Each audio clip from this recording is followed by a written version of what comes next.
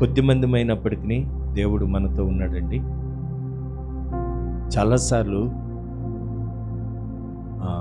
కొన్ని పరిస్థితుల వైపు చూసినప్పుడు కోపం వచ్చింది. కోపం వచ్చిద్దా రాదు? కోపం రాని మనిషి ఎవరిని అన్నారా? ఏమండి? కోపం రాని మనుషులు స్తోత్రం చెప్పట్లేదు. ఎవరికైనా కోపం రాకుండా మనుషులు ఎవరైనా ఉన్నారా? దేవుడిని నమ్ముకున్నామండి, అసలు మాకు కోపమే రాదంటే దేవుని వాక్యం ఏం చెప్తుంది? కోపపడుడి కానీ పాపము చేయవద్దు.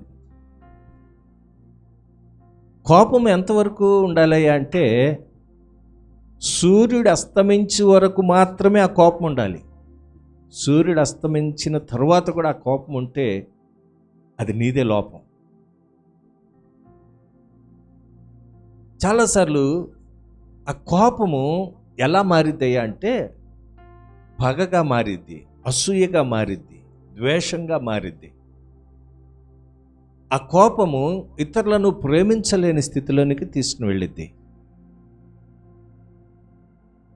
యేసు ప్రభు వారు కూడా కొన్ని పర్యాయాలు నేను చదివినంత వరకు ఒక 4-5 సార్లు కోపపడినట్లుగా పరిశుద్ధ గ్రంథం తెలియచేస్తుంది. ఎందుకు కోపం వచ్చింది? ఏమండి, మీకు ఎవరికైనా తెలుసుంటే చెప్పండి. కోపం దేనికి వస్తుంది బ్రదర్? అసలు నీకు కోపమే రాదా? రామకృష్ణ, అదే దేనికి వచ్చింది? కోపం వస్తుంది. ధనంజయ్, అసలు నీకు కోపమే రాదా? డ్యూటీలో పనిచేసేటప్పుడు, సిస్టమ్ దగ్గర కూర్చున్నప్పుడు, లేకపోతే నీ కొలీగ్స్ నీకు సహకరించినప్పుడు సహజంగా చిరాకు వస్తుందా? కోపం మీకు బ్రదరు? సునీల్ బ్రదర్, దశమ భాగం కరెక్ట్గా పంపిస్తున్నావు కానీ దేవుని సన్నిధిలో కనపట్ల, అంత బిజీ అయిపోయావు. అమ్మా ఆరుద్రమ్మ, కోపం దేనికి వచ్చింది? నువ్వు అనుకున్న పనులు జరగనప్పుడు, నేను ఒక ప్రణాళిక వేసుకున్నాను, ఆ ప్రణాళిక ప్రకారం జరగనప్పుడు సహజంగా ఏమైంది? కోపం వస్తుంది. అమ్మా గౌరమ్మ, ఏంటమ్మా నోట్లో నీళ్లు పోసుకున్నారు ఏంటి? మాట్లాడండి. మీకు కోపం వస్తుందో అదే చెప్పండి. కోపం రాదు పాస్టర్ గారు అంటే దేవునికి స్తోత్రం. కోపం రాని మనిషి ఎవరినున్నారా? అక్కులమ్మ గారు ఎవరు లేరు. అక్కులమ్మ గారి దగ్గర చక్రాలు జంతికలు కొన్న తర్వాత చిల్లర లేకపోతే కోపం వస్తుంది చూడండి.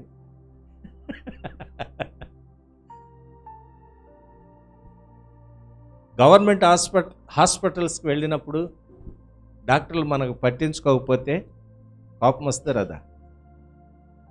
వాళ్ళు జీతాలు తీసుకుంటున్నారు, ఉద్యోగాలు చేయవలసిన రీతిగా చేయట్లేదు కాబట్టి వాళ్ళ మీద కోపం వచ్చింది. ప్రభుత్వ ఆఫీసుల్లో వాళ్ళు చేయవలసిన పనులు చేయకుండా వాయిదాలు వేస్తూ తిప్పిస్తూ ఉంటారు మనుషుల్ని, అప్పుడు కోపం వచ్చింది. అవును కదండి, నేను అబద్ధం చెప్తున్నానా? సహజంగా ఈ సిస్టమ్ మీద కోపం వచ్చింది. గవర్నమెంట్ అధికారులు, రాజకీయ నాయకుల మీద మనం ఎన్ని సంవత్సరాలు, ఎన్ని నెలల నుంచి రోడ్డు గురించి అడుగుతున్నాం, ప్రతి అధికారిని అడుగుతున్నాం, అవునా కదా? వాళ్ళు ఏమంటున్నారు? అసలు పట్టించుకోవట్లేదు. అయినా ప్రార్థన చేయటం మానేసామా? అడగటం మానేసామా? కోపం వచ్చింది. వాళ్ళ దగ్గరికి వెళ్ళినప్పుడు ఎన్ని నెలలు అయిపోయింది, ఏమయ్యా రోడ్లు కంకర పైకులు వేస్తుంది అంటామా లేదా? కోపం వస్తుంది. యేసు ప్రభుకు కూడా కోపం వస్తుంది. ప్రభుత్వ రాజకీయ నాయకుల మీద, ప్రభుత్వ అధికారుల మీద కోపం వచ్చినప్పుడు మనల్ని సృజించిన దేవుడు మన మీద కోపపడ్డా?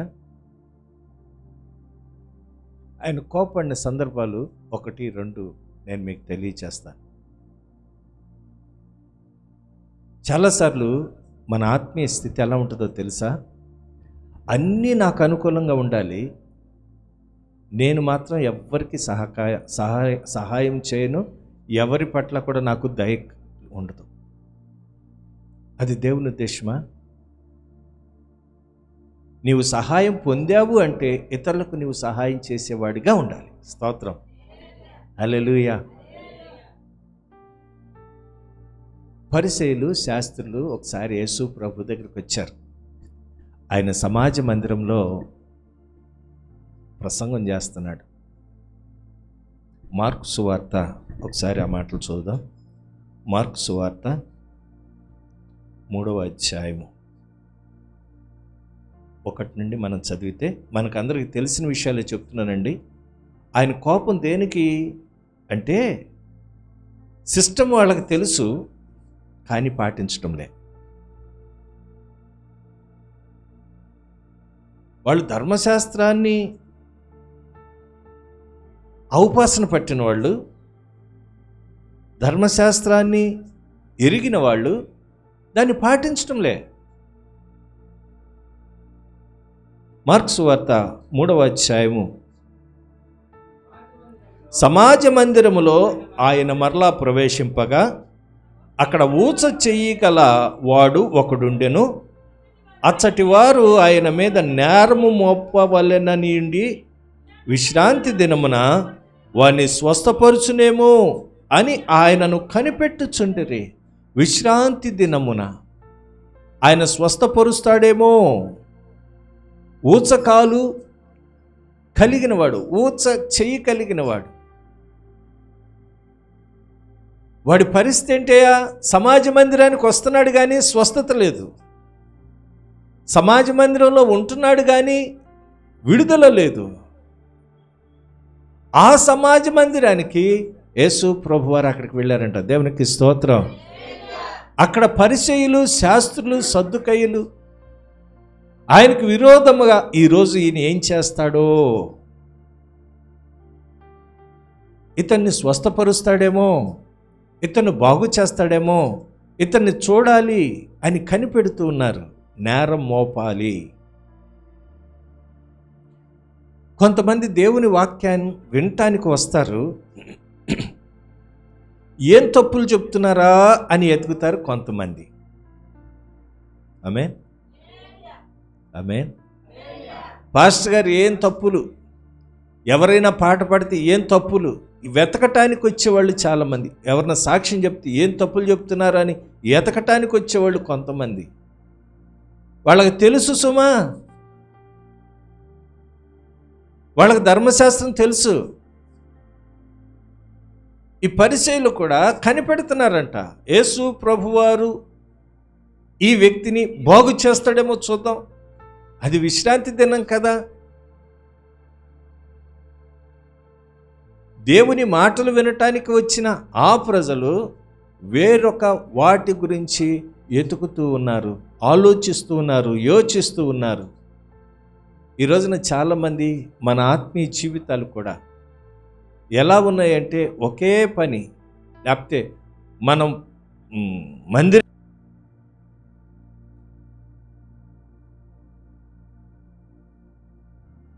రోడ్డు మీద ఎన్ని పెత్తనాలు అంటారా లేకపోతే ఏమంటారు, ఇక్కడ పనులండి మనకి.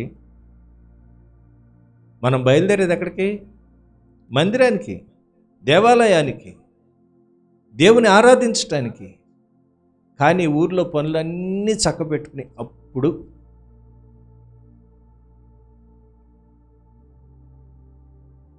తెలీదా?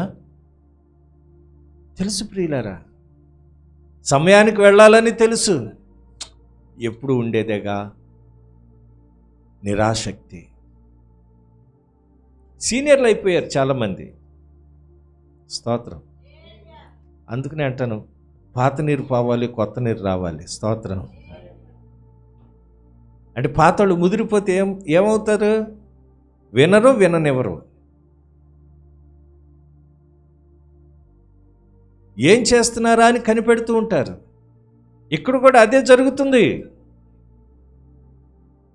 ముదిరిపోయారు. దేవుని వాక్యం తెలుసు, దేవుడంటే తెలుసు, మాకంత సమస్తం తెలుసు, మోషే నియమించిన ధర్మశాస్త్రం అంతా మన నోట్లో ఉంది.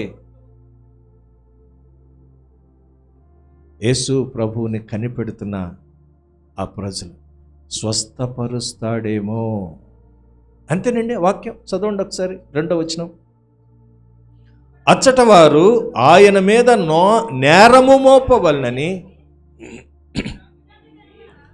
విశ్రాంతి దినమున వానిని స్వస్థపరుచునేమో అని ఆయన్ను కనిపెట్టుచుండేరు. నేరం మోపటానికి, ఏ తప్పు మాట్లాడతాడు, ఏ తప్పు చేస్తాడు, ఏ క్రియ చేస్తాడో, ధర్మశాస్త్రానికి వ్యతిరేకంగా ఏది చేస్తే మనం పాయింట్అవుట్ చేయొచ్చు, మేము గొప్ప అని చెప్పుకోవచ్చు. స్తోత్రం, స్తోత్ర.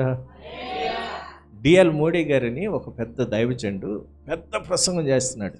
ఒక పెద్ద కొన్ని లక్షల మంది ప్రజలున్న ఆ క్రూసేడ్లో మీటింగ్లో ప్రసంగం చేస్తున్నాడు. అతనికి ఇంగ్లీష్ రాదంటండి.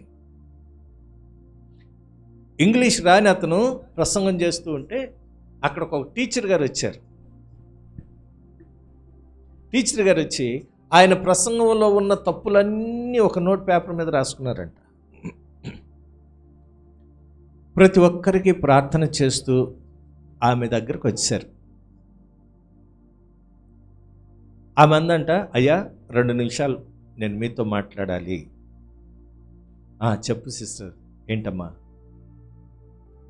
మీరు ప్రసంగం చేశారు కానీ ఆ ప్రసంగంలో ఎన్ని మిస్టేక్లు ఉన్నాయో నేను కాగితం మీద రాశానండి. ఇవన్నీ కూడా మీరు ప్రసంగంలో మాట్లాడటంలో దోషం వచ్చింది. అక్కడ ఈ మాటకు బదులు ఈ మాట మాట్లాడవలసి ఉన్నది, ఈ పదం వాడకూడదు. ఇంగ్లీష్.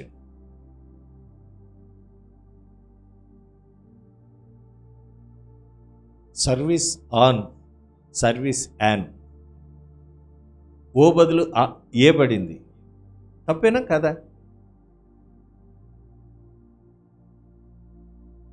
అవి అలాంటివి చిన్న చిన్నవి. అమ్మా, ఆయన అన్నాడంట ప్రార్థన పూర్వకంగా, అమ్మా క్షమించండి, నాకు భాష మీద పట్టు లేదు, అయినా దేవుడు కృపనిచ్చాడు.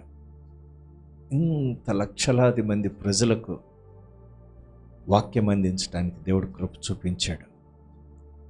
మీకు వాక్యం తెలుసు, భాష తెలుసు, మీరు దేనికి ప్రసంగం చేయకూడదు అన్నాడంట. అర్థమవుతుందండి? ఈ రోజున ప్రసంగం చేయరు, మాట్లాడరు, కానీ వాళ్ళు ఏం చెప్తారు? ఎత్తి చూపెడతారు.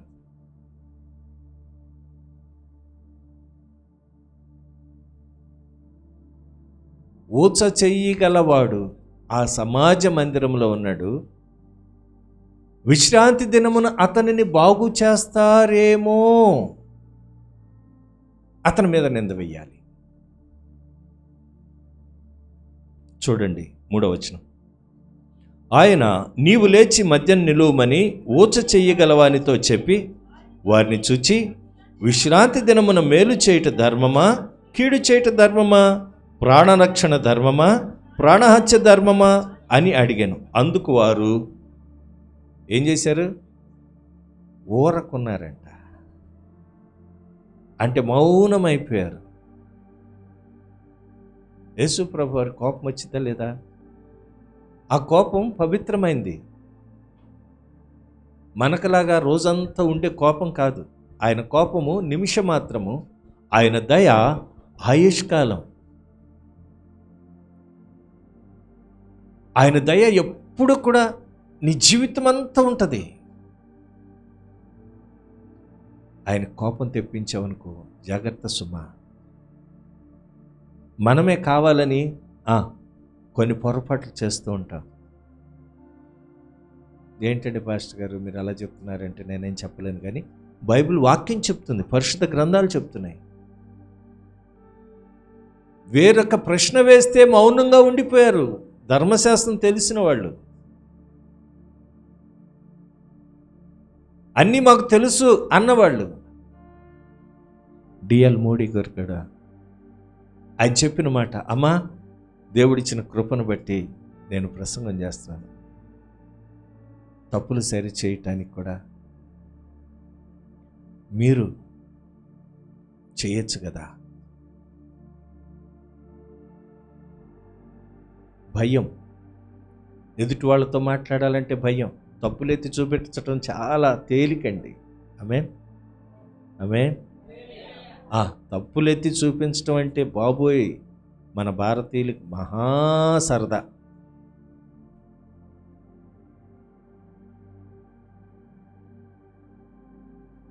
విశ్రాంతి దినమున మేలు చేయటమా కీడు చేయటమా? ఏది నీకు యోగ్యమైనది?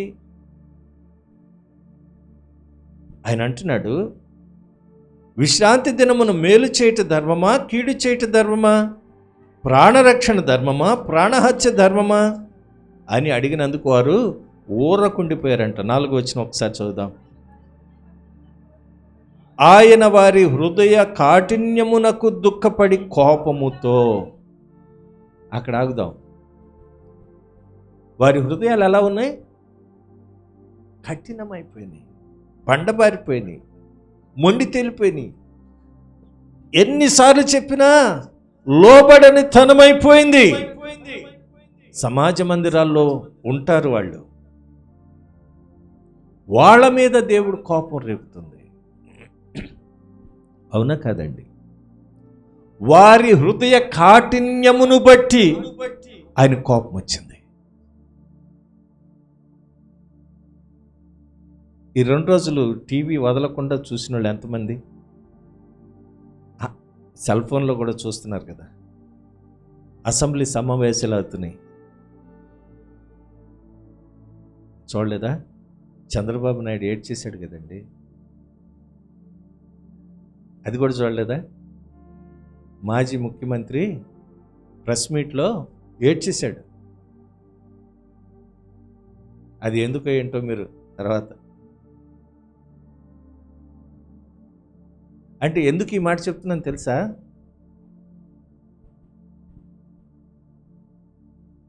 దేవుని వాక్యం చెప్తుంది, ఎవరు గొయ్యి తీస్తే వాళ్ళు గోతిలో పడతారంట.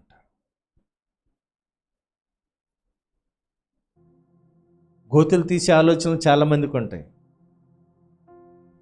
జాగ్రత్త. ఓ మనుష్యుడా, నీవు ఏమి విత్తుతావో ఆ పంటనే కోస్తావు. ఈ రోజున రాజకీయాలు మాట్లాడటానికి ఇక్కడ నేను నిలబడలేదు, కానీ వాస్తవ పరిస్థితులు నేను మీకు వివరిస్తున్నాను. హృదయ కాఠిన్యమును బట్టి వారి మీద దుఃఖపడి కోపపడి, ఈ రోజున దేవుడు నీ మీద కోపడుతున్నాడేమో, కోపం తెచ్చుకుంటున్నాడేమో. నీ యొక్క నీ హృదయ కాఠిన్యాన్ని బట్టి, కఠినత్వాన్ని బట్టి, నీ వేషధారణను బట్టి, నీ మోసకరమైన మాటలను బట్టి, నువ్వు చేసే పనులు ఇతరులను కించపరచాలని, ఇతరుల యొక్క తప్పులు ఎత్తి చూపించాలని, ఇతరుల యొక్క లోపాలను పెద్దవి చేసి చూపించాలని.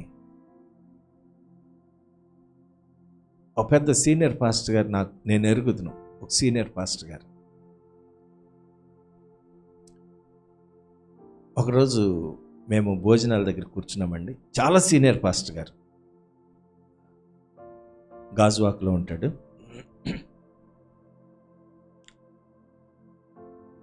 ఆ రోజు ఒక పాస్టర్ గారు ప్రసంగం చేశారు వాళ్ళ చర్చిలో. నేను ఆ చర్చికి వెళ్ళాను. ప్రసంగం అంతా అయిపోయింది, భోజనాల దగ్గర కూర్చున్నాం. ఆ పాస్టర్ గారు, సీనియర్ పాస్టర్ గారు కదా, కొద్దిగా చమత్కారంగా మాట్లాడతాడు, కొద్దిగా సురకలు కూడా అంటిస్తాడు. సీనియర్ అంటే బాగా గవర్నమెంట్ ఉద్యోగం వదిలిపెట్టేసి పరిచర్యకు వచ్చిన వ్యక్తి. ఆ ప్రసంగం చేసిన ఆయనతో చమత్కారంగా మాట్లాడుతూ, రే భలే ప్రసంగం చేసావురా అన్నాడు. ప్రసంగం చేసిన ఆయన ఏమైపోయాడు? అబ్బా, సీనియర్ పాస్టర్ గారు మెచ్చుకుంటే ఎలా ఉంటుందండి? ఏమండి, అర్థమవుతుందా? ఒక చెల్లి పాట పాడింది అనుకోండి, బాగా పాడేవమ్మా అంటే, అమ్మో పాస్టర్ గారి దృష్టిలో నేనున్నాను, పాస్టర్ గారు నా పాట అంతా విన్నాడు, నన్ను మెచ్చుకున్నాడు అని సంతోషం ఉంటుందా లేదా? ఆ పాస్టర్ గారికి కూడా సంతోషం అయిపోయాడు. మాతో అంటున్నాడు, ఈడు లాగులు వేసుకోకుండా వీధుల్లో తిరుగుతున్న దగ్గర నుంచి మాకు తెలుసు అన్నాడు. అంటే ఆయన ఉద్దేశం ఏంటి? చిన్నప్పటి నుంచి లాగులు లేకుండా వీధుల్లో తిరిగిన అనుభవం మేము ఎరుగుదాము అని ఆ సీనియర్ పాస్టర్ గారు చెప్తుంటే, ఎప్పుడైతే లాగు లేకుండా మొండిమలతో తిరిగాడు అన్నాడో ఈ పాస్టర్ గారు డౌన్ అయిపోయాడు. అప్పుడే మెచ్చుకున్నాడు. అప్పుడే ఒక మనసుకు కష్టమైన మాట. పెద్దోళ్ళు కాబట్టి ఎవరు ఏమనరండి. మేమందరం స్టన్ అయిపోయాం. అంటే ఒక వీధిలో తిరిగాం మేము అని చెప్పటానికి ఆ పాస్టర్ గారు చెప్పిన మాట. వీడు వీధుల్లో బట్టలు లేకుండా తిరుగుతున్నప్పుడు ఈ కుర్రోడు నేను ఎరుగుదును, ఇప్పుడు ఎంత గొప్ప ప్రసంగికుడయ్యాడు అన్నట్లుగా ప్రసంగం చేసిన పాస్టర్ గారికి గాలు తీసేసినట్టు అయిపోయింది. కోపం వచ్చిందా రాదా? మీరు చెప్పండి.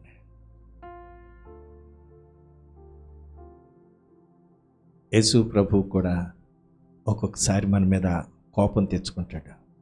ఆయన జాలి చూపిస్తాడు, ప్రేమ చూపిస్తాడు, కోపం కూడా తెచ్చుకుంటాడు. ఈ రోజున ఊచ చేయగలవాని బాగు చేయటానికి దేవుడు ఇష్టపడ్డాడు. మనం రంధ్రాన్వేషణ చేయనవసరం లేదు, ఏ తప్పు ఉందో అని వెతకనవసరం లేదు. ఈ లైవ్ ప్రోగ్రాంలో వస్తున్న అనేక ఈ ప్రసంగాలు, అనేక మంది ఈ మాటలు వింటున్నారు ప్రియులరా. కొంతమంది ప్రత్యేకంగా వింటారు. ఎందుకో తెలుసా? ఈయనేం తప్పులు మాట్లాడుతున్నాడో ఈ పాస్టర్ గారు కామెంట్ చేయటానికి.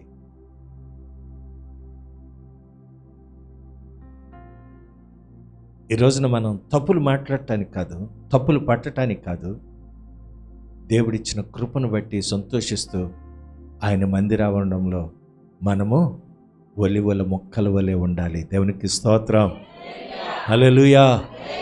ఆయన కోపపడి దుఃఖపడి వారి హృదయ కాఠిన్యమును బట్టి, వారి హృదయ కఠినత్వమును బట్టి, వారి యొక్క మనస్సు ఎలాగున్నది. ఎన్నోసార్లు దేవుని మాటలు వింటావు, కానీ వాక్యానుసారంగా జీవించవు. దేవుడేమంటాడు? నాకు అన్నీ తెలుసులేవో అంటే, మరి బాబు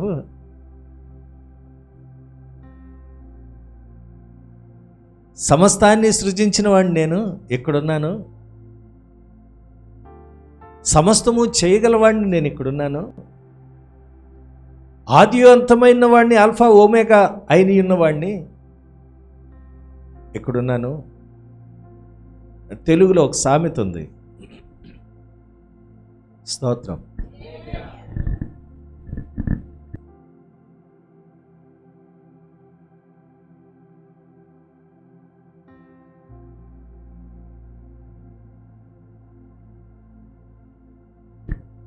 అర్థమైందండి? అసలు అదే కోతి, ఆ కోతి దగ్గర కుప్పి గంతులు వేస్తే ఎలా ఉంటుంది?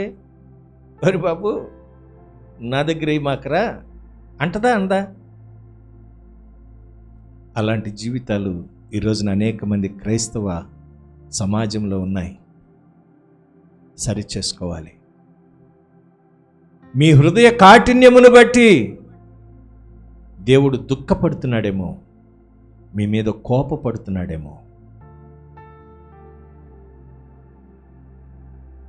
ఈరోజైనా మార్చుకుంటావా నీ బ్రతుకును, నీ జీవితాన్ని, నీ కఠినమైన హృదయాన్ని?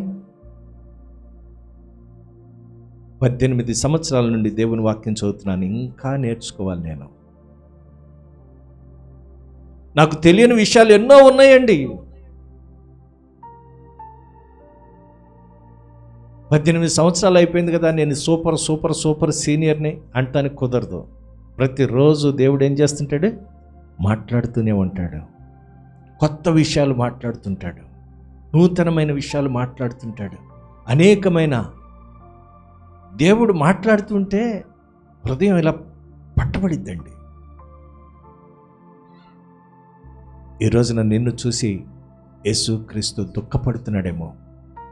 ఆ రోజున పరిచయలను చూసి దుఃఖపడిన దేవుడు, శాస్త్రం చూసి దుఃఖపడిన దేవుడు ఈ రోజున నిన్ను చూసి దుఃఖపడుతున్నాడేమో. నాకు అన్నీ తెలుసు, నేను ఏదైనా చేయగలననే మొండితనములో ఉన్నావేమో. ఆ మొండితనం యేసు నామములో పోవును గాక.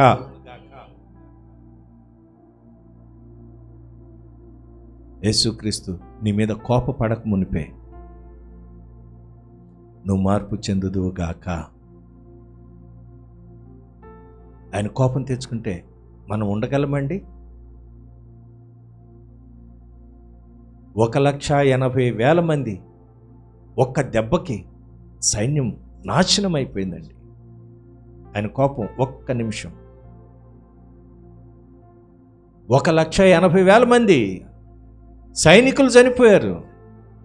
ఆరుతేరి యుద్ధ నైపుణ్యము కలిగిన సైనికులు. ఈరోజున మనం ఏ పాటి వాడాం? అందుకనే నేను ఎక్కువగా అంటాను, ఆయన కృప కొరకు మీరు వేడుకోండి. ఎన్నోసార్లు నేను చెప్తాను, ఆయన కృప కొరకు వేడుకోండి. ఆయన కోపము నిమిషం మాత్రమే, ఆయన దయ ఆయుష్కాలం.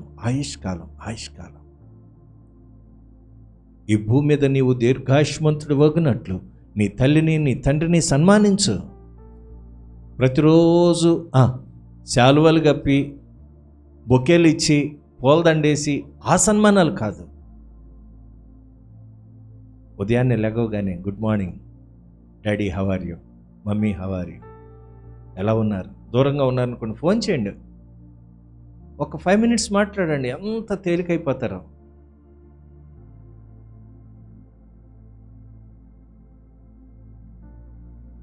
ఈ రోజున నీ హృదయ కాఠిన్యాన్ని బట్టి దేవుడు దుఃఖపడుతున్నాడేమో, కోపం తెచ్చుకుంటున్నాడేమో. చూద్దాం 5వ వచనం. దుఃఖపడి కోపముతో వారిని కలయజూచి నీ చెయ్యి చాపుమని ఆ మనుషునితో చెప్పగా వాడు తన చెయ్యి చాపగా అది బాగుపడెను. దేవునికి స్తోత్రం. విశ్రాంతి దినమున కూడా ఆయన స్వస్థపరచగలిగిన సామర్థ్యము కలిగిన వాడు, నీ హృదయాన్ని మార్చగలిగిన వాడు, నీ పరిస్థితులను మార్చగలిగిన వాడు, నీ ఆర్థిక స్థితిని మెరుగుపరచగలిగిన వాడు, నీ కుటుంబంలో శాంతినిచ్చే దేవుడు.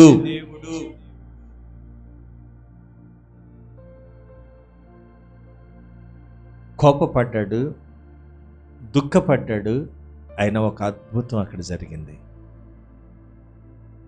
మాస్టర్ గారు మీరు భలే చెప్తున్నారండి, ఊరుకోండి.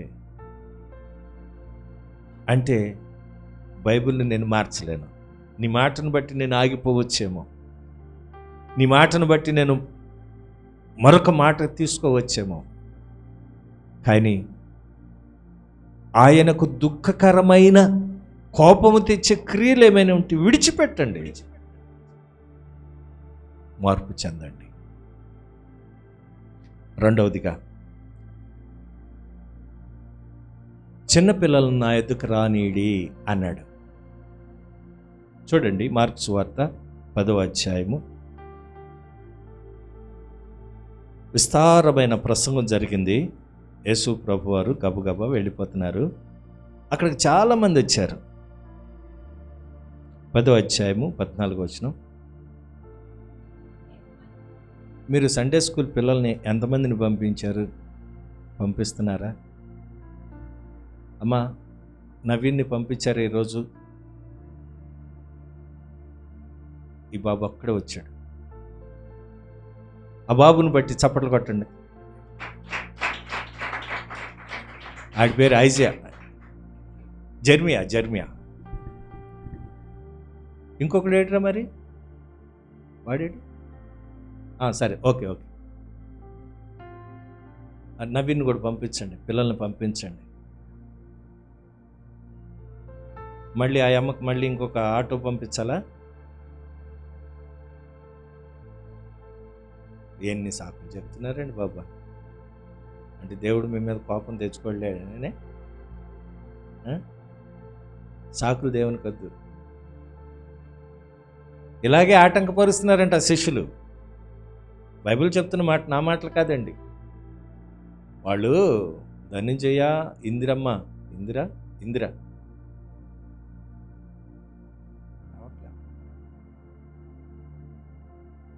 అర్థమవుతుందండి. ధనంజయ్ సమర్పణ కలిగి వాళ్ళు చిన్న ఉద్యోగాలైనా 100 రూపాయలు పెట్రోల్ వేయించుకుని ప్రతి ఆదివారం 8 గంటలకల్లా రావటానికి ప్రయత్నం చేస్తున్నారు. వాళ్ళ ఉద్దేశం ఏంటంటే చిన్నపిల్లలకి చెప్తే దేవుడు మాతో ఉంటాడన్న ఉద్దేశం. మనం ఏం చేస్తున్నాం? మన పిల్లల్ని దేవుడి సన్నిధికి పంపించట్లేదు. ఒకసారి ఆలోచించండి. ప్రేమతోనే నేను చెప్తున్నానండి, ద్వేషంతో కాదు. మీ పిల్లలు ఈ రోజున నేర్చుకుంటే పెద్దవారైన తర్వాత ఆ దేవుని మాటల నుండి తొలగిపోరు.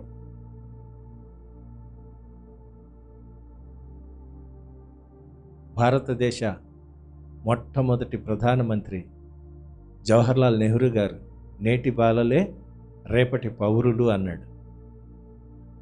దేవుని వాక్యం చెప్తుంది, బాలుడు నడవలసిన త్రోవను వానికి చిన్ననాటి నుండి నేర్పించండి. వాడు ఎలా నడవాలో, ఎలా ప్రవర్తించాలో, వాడి ఎంత ఒబీడియన్స్గా ఉండాలో, విధేయత కలిగి ఉండాలో, అణుకు కలిగి ఉండాలో. ఆడపిల్లలు కూడా చిన్ననాటి నుండి నేర్పించకపోతే 15 సంవత్సరాలు 20 సంవత్సరాలు వచ్చినా మీరు స్పూన్ ఫీడింగ్ ఇస్తున్నారనుకోండి, వికలాంగులే. ఒక రకంగా చెప్పాలంటే వికలాంగులకే కదండి మనం తినిపించేది. వాడు చిన్నటి నుండి నేర్పించాలి. యేసు ప్రభు వారు కోపడిన రెండవ సందర్భం మార్కు సువార్త 10వ అధ్యాయము 14వ వచనం. యేసు దేనికి కోపడ్డాడు? తన చిన్న బిడ్డలను ముట్టవలనని అనేక మంది, కొందరు ఆయన యొద్దకు వారిని తీసుకుని వచ్చిరి. అయితే శిష్యులు వారిని తీసుకుని వచ్చిన వారిని గద్దించిరి. ఇప్పుడులాగా సాకులు చెప్తున్నాను, లేవట్లేదండి, తొందరగా పాలు తాగట్లేదండి. పిల్లలు స్కూల్కి వెళ్ళేటప్పుడు మారం చేస్తారు, తెలుసా మీకు? పిల్లలు కలిగిన తల్లులు బాగా అనుభవం. ఆటో వచ్చిద్ది, కడుపులు నొప్పమ్మ అంటాడు. ఏమంటారు? అర్థమవుతుందండి? ఆటో వచ్చి ఆడు ఆరన కొడుతుంటాడు వీధిలో, అమ్మో కడుపులు నొప్పమ్మమ్మమ్మో, మెలుకులు తిరిగిపోతాడు. ఒర్రే బాబు అని మళ్ళీ డ్రెస్ ఇప్పేసి బాత్రూంలో కూర్చోబెడితే ఆడేమో వయ్య అని హార్న కొడుతుంటాడు. అయిందా? ఏం లేదు, పిల్లలకి ఇష్టం లేక. మళ్ళీ గబగబా బట్టలు మార్చి బట్టలు మళ్ళీ వేసి గబగబా తీసుకుని వెళ్ళి ఆటోలో కూర్చో. చాలాసార్లు పిల్లలు ఇష్టం లేక కూడా దొంగెత్తులు అంటారు. అయితే చిన్నపిల్లలను యేసయ్య దగ్గరికి తీసుకుని వస్తూ ఉంటే శిష్యులంట ఆటంకపరిచారని దేవుని వాక్యం చెప్తుంది. మా పిల్లలు మాట వింటలేదండి. మాకు ఎవరికి వింటారు? మీకు పుట్టినోళ్ళు మీ మాట వినకపోతే మా మాట వింటారా? మేము దైవికంగా 1 గంట 2 గంటలు మీతో స్పెండ్ చేయగలం, చెప్పగలం. మా మాటిని వాళ్ళు బాగుపడతారా? వాళ్ళకు మీరు చెప్పాలి. సండే స్కూల్కి వెళ్ళండి, దేవుని వాక్యాన్ని చదవండి, దేవునితో సహవాసం చేయండి, పరిశుద్ధులతో మీరు కలిసి ఉండండి. మన స్నేహితులు, మన పిల్లల యొక్క స్నేహితులు వాళ్ళు ఎలా ఉంటారో మనకు తెలీదు. ఈరోజున చాలామంది ఎలా ఉన్నారు? నా పిల్లోడు మంచోడేనండి, ఆడే మా పిల్లోడిని పాడు చేసాడండి అని వాళ్ళ మీద వీళ్ళ మీద నిందలేస్తుంటాం. వద్దు ప్రియులారా, మన పిల్లల గురించి మనం జాగ్రత్తగా ఉండాలి. యేసు ప్రభు దగ్గరికి పెద్దలు పిల్లల్ని తీసుకుని వస్తూ ఉంటే ఆటంకపరిచారంట. అప్పుడు యేసు ప్రభు చూడండి 14వ వచనం, యేసు అది చూచి కోపపడి, చిన్న బిడ్డలను నా యొద్దకు రానియుడి, వారిని ఆటంకపరచదు. రెండవ కోపం. చాలామంది ఏమంటారంటే, మీ చర్చ్ ఎక్కడమ్మా? అబ్బో చాలా దూరం అండి, మీరు రాలేరు అని మనమే చెప్తాం. అర్థమవుతుందా? ఏం చెప్తాం? గురుమూర్తి గారు ఏమన్నారు? పాస్టర్ గారి మీద కోపంతో చర్చి మానేశాడంట. నేనన్నాను అలా ఉండకూడదు అంకులు. ఎవరి మీద కోపం? పాస్టర్ గారి మీద కోపమా? పాస్టర్ గారి గురించి ప్రార్థన చేయి, కన్నీరు కార్చు, ఒక వారం ఉపవాసం ఉండు. పాస్టర్ గారు ఆయన మాట వినాలంట. దేవునికి స్తోత్రం. ఏ బ్రదర్ అంతేనా అని చెప్పింది? గురుమూర్తి గారని ఈ మధ్య పరిచయం చేశారు, రామకృష్ణ గారు. ఆయన అంటున్నాడు,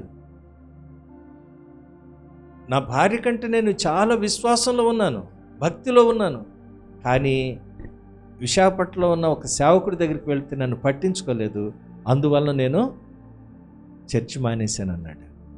ఆయన చిన్నపిల్లల మనసా పెద్దవాళ్ళ మనసా?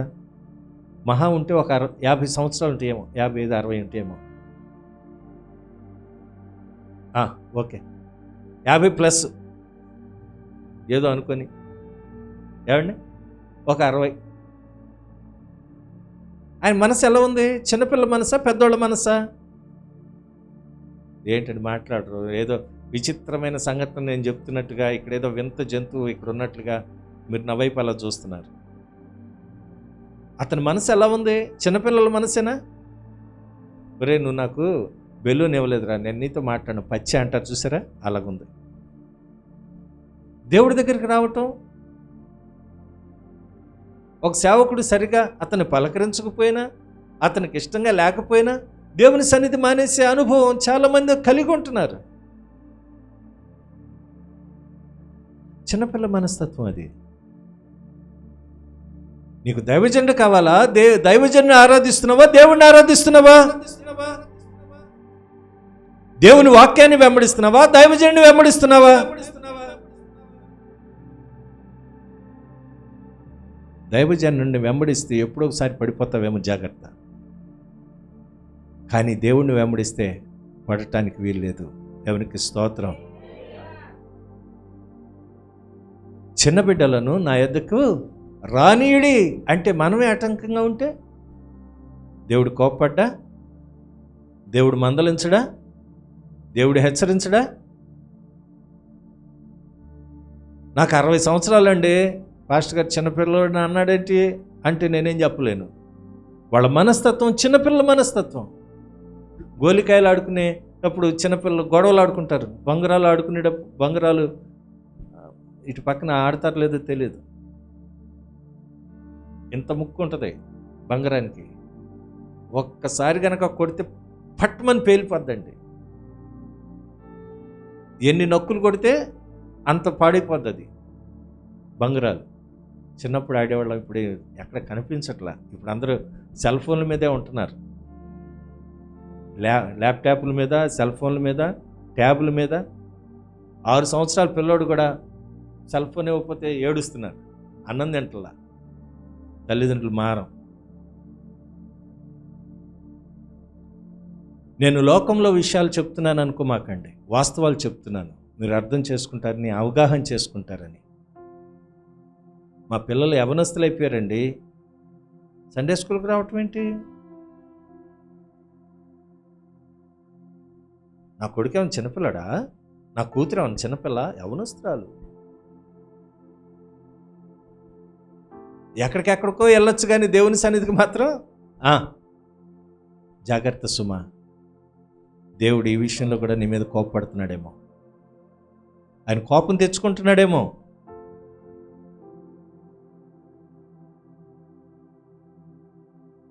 ఆయన ప్రేమ కలిగిన దేవుడండి. జాలి కలిగిన దేవుడండి, ఆయన కృప కలిగిన దేవుడండి. ఆయన దేనికండి కోపం తెచ్చుకుంటాడంటే బైబిల్ చెప్తుంది కోపం తెచ్చుకున్నాడు అంతే. నీ హృదయ కాఠిన్యాన్ని బట్టి ఆయన కోపం తెచ్చుకుంటాడు. దేవుని సన్నిధికి పంపించవలసిన నీ బిడ్డలు పంపించకపోతే ఆయన కోపం తెచ్చుకుంటాడు. తీసుకోడా ఇంకా మార్పు చెందమా మనం? ఎన్నిసార్లు చెప్పినా ఇదే పాస్టర్ గారు మీరు చెప్పేది ఇదేనండి అంటే నేనేం మాట్లాడలేను, కానీ మీ బ్రతుకులు మారాలి. ఆయన కోపం వస్తే మనం తట్టుకోలేం ప్రియులరా. ఇశ్రాయేలీలు ఆకుల వలె రాలిపోయారు. మన జీవితాలు ఎంత? దేవుడు ప్రేమించిన జనాంగం ఇశ్రాయేలీలు అరణ్యంలో రాలిపోయారు. ఓ భక్తుడు ఎంత చక్కగా చెప్తాడంటే కోపం లేకుండా చెప్తాడు. అరణ్యంలో అడవిలో ఆకులకు కొదువ, ఊర్లో ఉప్పు కొదువ అని ఒక సామెత ఉంది. అరణ్యంలోనే ఆకుల్లాగా రాలిపోయారంటే అసలు వాళ్ళ జీవితాలు ఎంత అల్పమైనవో చూసుకోండి. దేవుని మాట విధేయత చూపించక, దేవుని కార్యాలను నమ్మకపోతే వాళ్ళ జీవితాలు అలాగైపోతాయి. నమ్మరు చాలామంది. అమ్మా దేవుడు మీకు మేలు చేస్తాడమ్మా, ధైర్యంగా ఉండండి అమ్మా. ఈ రోజున దేవుని వాక్యమును బట్టి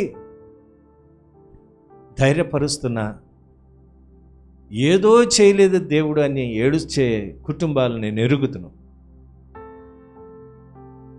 ఆయన చేసిన మేలులను బట్టి ఎప్పుడు కృతజ్ఞతాస్తుతులు చెల్లించరు, లేని వాటి గురించి ఏడుస్తూ ఉంటారు. బైబిల్ చెప్తున్న మాట, చిన్నపిల్లలను నా యొద్దకు రానియుడి. 16 వచనం వరకు చదువుదాం. ఎవరు చదవరా ఏంటి?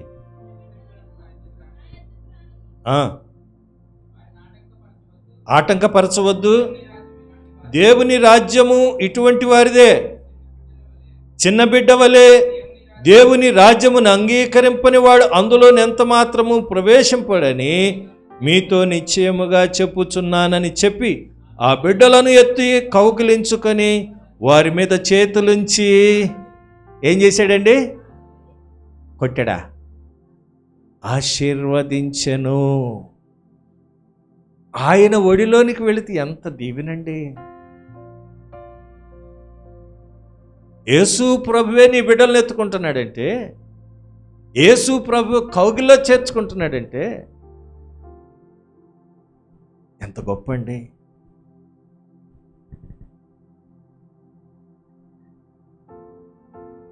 ఆయన ఆశీర్వదించే దేవుడు, దీవించే దేవుడు. చిన్న బిడ్డలను నా ఎద్దకు రానిడి. ఆటంకపరిచే వారి మీద కోపం ఉంది. దేవుని సన్నిధికి చెప్పాను కదా, మీ చర్చ ఎక్కడ అంటే ఏం చెప్తాం? 20 రూపాయలు అయిపోతాయి, అటు ఇటు 40 రూపాయలు, కానుకేమో 10 రూపాయలు, 50 రూపాయలు కావాలా?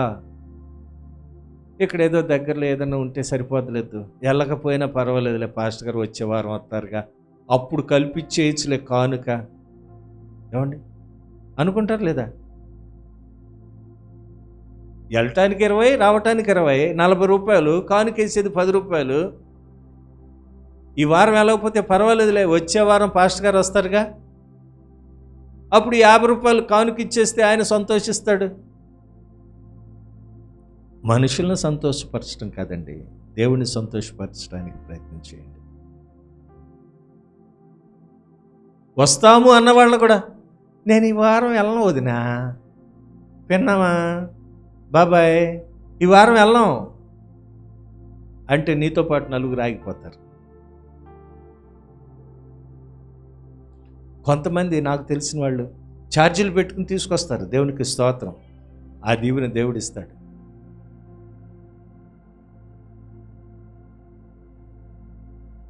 నేను ప్రభువుని ఎరగనప్పుడు మార్తమ్మ అని ఒక సహోదరు ఉండేది.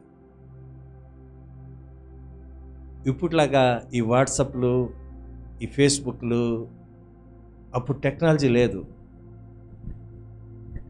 ఊరు మొత్తం మీద 2 ఆఫీసులకి టెలిఫోన్ ఉండేది. ఒకటి పంచాయతీ ఆఫీసు, ఒకటి పోలీస్ స్టేషన్. తెలుసండి?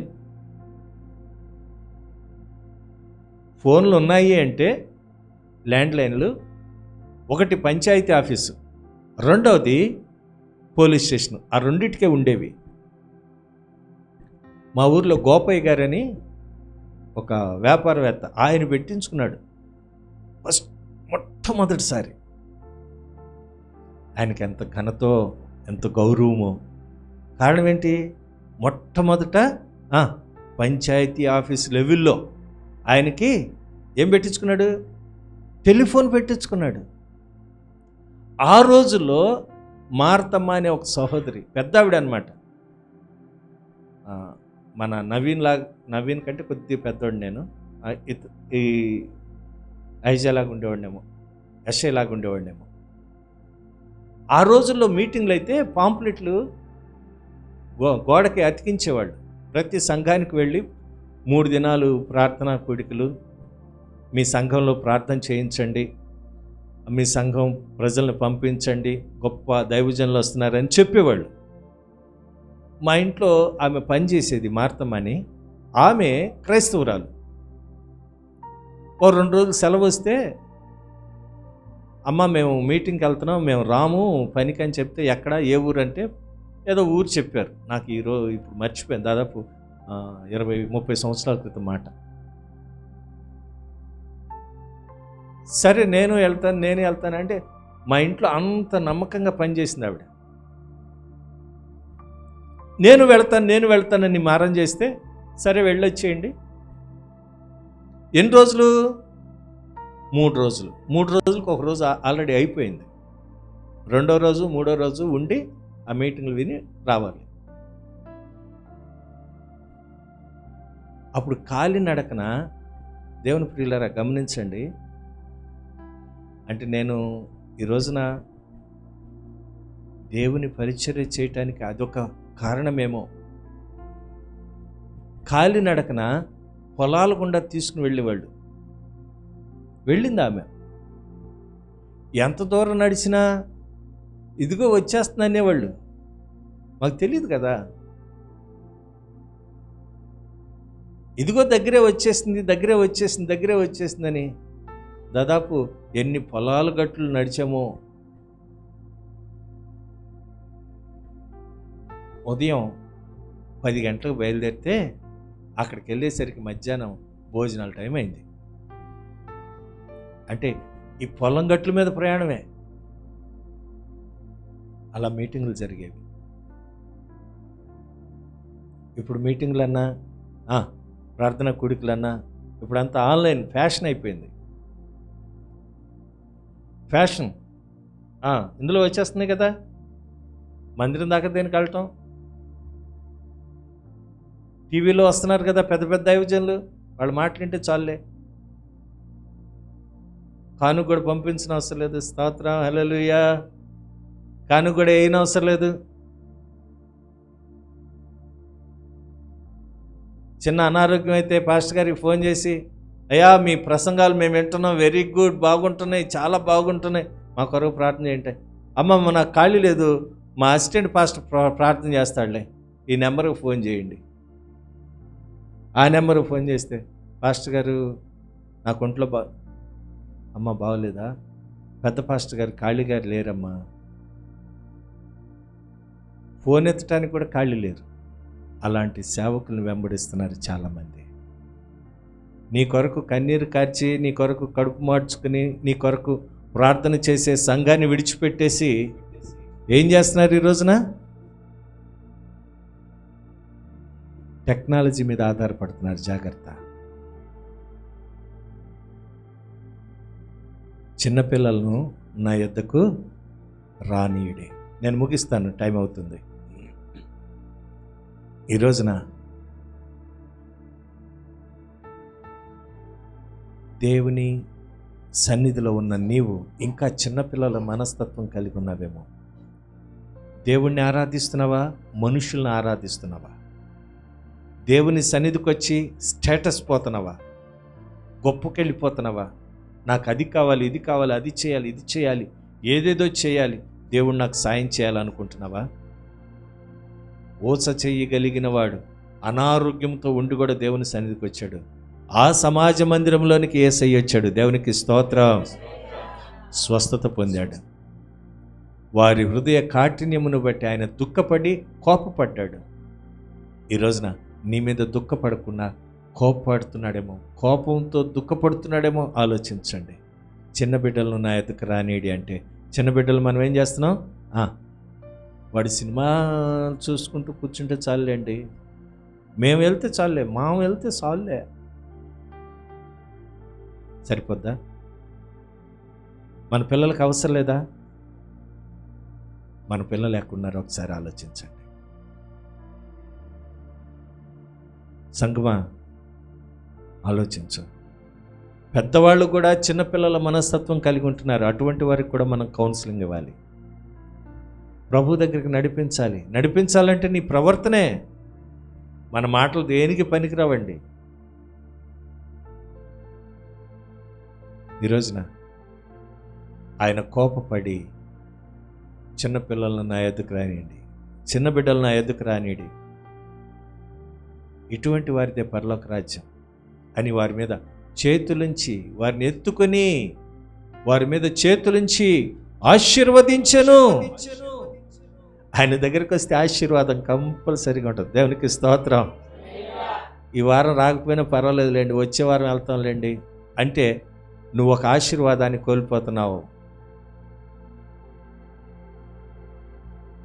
లేదండి అనుకుంటే జాగ్రత్త సుమ. మూడవది, స్తోత్రం, ఆయన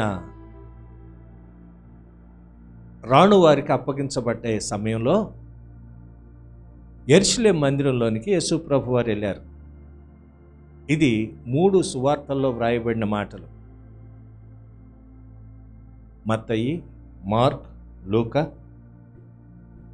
పత్రికల్లో రాయబడిన మాటలు. ఆయన దేవాలయంలోనికి వెళ్ళేసరికల్లా అక్కడ జరిగిన సంఘటన తెలుసా ప్రియులారా? వ్యాపారాలు చేస్తున్నారు, గువ్వలు అమ్ముతున్నారు, పౌరాలను అమ్ముతున్నారు, ఎక్స్చేంజ్ బిజినెస్ చేస్తున్నారు, రోకలు మార్చే బిజినెస్ చేస్తున్నారు. అది ఎక్కడయ్యా అంటే దేవాలయపు ప్రాంగణంలో. యేసు ప్రభు వారికి కోపం వచ్చింది. మత్తయి సువార్త 21వ అధ్యాయము మనం చదివినట్లయితే, మార్కు సువార్త 11వ అధ్యాయంలో కూడా మనం చదవచ్చు.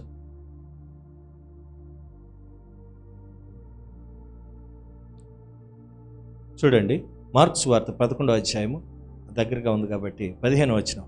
వారు యెరూషలేమునకు వచ్చినప్పుడు ఆయన దేవాలయములో ప్రవేశించి దేవాలయంలో క్రయ విక్రయములు చేయు వారిని వెళ్ళగొట్టనారంభించి రోకలు మార్చు వారి బల్లలను, గువ్వలు నమ్ము వారి పీటలను పడద్రోసి దేవాలయము గుండా ఏ పాత్ర అయినను ఎవనిని తేనీయకుండెను. మరియు ఆయన బోధించుచు, నా మందిరము సమస్తమైన అన్యజనులకు ప్రార్థనా మందిరమనబడును అని వ్రాయబడినది లేదా? అయితే మీరు దానిని దొంగల గుహగా చేసితిరి. గమనిస్తున్నారా? మత్తయి సువార్తలో కోపపడి అని ఉంటుంది. దేవాలయంలో పవిత్రంగా ఉంచాలి, పరిశుద్ధంగా ఉంచాలి, దేవుణ్ణి ఆరాధించడానికి రావాలి. ఇక్కడ చీటిపాట్ల గురించి మాట్లాడకూడదు. స్తోత్రం.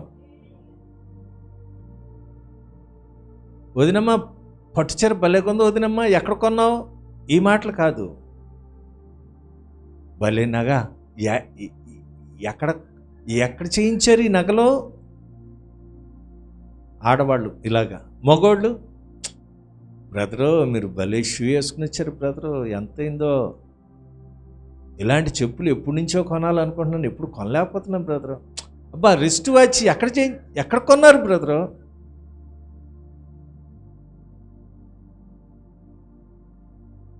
చాలామంది ఎలా ఉన్నారు? ఇది దేవాలయమని, పరిశుద్ధ స్థలమని మర్చిపోయి వారి ఇష్టానుసారమైన ప్రవర్తన ప్రవర్తిస్తూ మేము దేవాలయానికి వెళ్ళొచ్చాము, దేవుడి దగ్గరికి వెళ్ళొచ్చాము అంటున్నారు. అట్టి వారి మీద కూడా దేవుని కోపము ఉంటుంది, జాగ్రత్త. కొంతమంది మీటింగులు పెడతారు, స్తోత్రం స్తోత్రం మీటింగులు పెడతారా లేదా అయ్యా? డాక్టర్ మీటింగ్లా?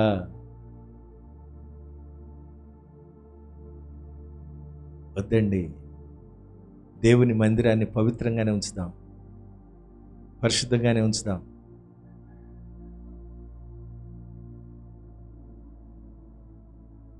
ఒక పెద్దాయన నా మీద కోపం తెచ్చుకున్నాడు ఒకసారి.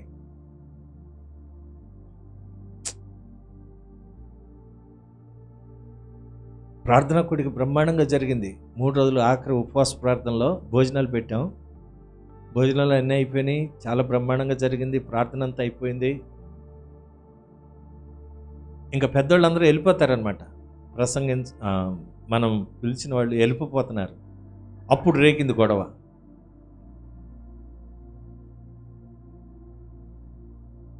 ఎక్కడి వరకు వచ్చిందంటే కులాల వరకు వచ్చింది.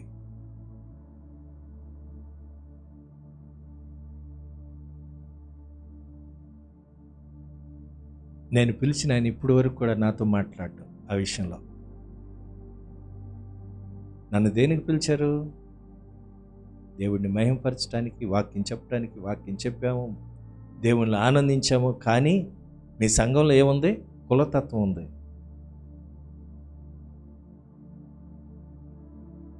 ఎవరు గొప్ప? ఎవరు గొప్ప? దేవుని మాటలు వినటానికి వచ్చామా, లేకపోతే మన కులాన్ని ప్రదర్శించుకోవటానికి వచ్చామా దేవుని సన్నిధికి? ఆయన ఇప్పటి వరకు నాతో మాట్లాడండి. ఒకసారి మరలా నేను ట్రై చేశాను. అయ్యా మా సంఘానికి రండి వాక్యం చెప్పడానికి. ఒకసారి వచ్చాను కదా బ్రదరు, ప్లీజ్ ఏమనుకోవద్దు అనేసాడు. కారణం, వాక్యం వింటున్నాం, వాక్య ప్రకారం మనం ప్రవర్తించట్లేదు. ఇది దేవాలయము, పరిశుద్ధ స్థలం. ఈ దేవాలయము నా మందిరము సమస్త అన్యజనులకు ప్రార్థనా మందిరం అనబడును. యెషయా గ్రంథం 56వ అధ్యాయం 7వ వచనంలో చాలా స్పష్టంగా మాట్లాడతాడు ప్రవక్త అయిన యెషయా.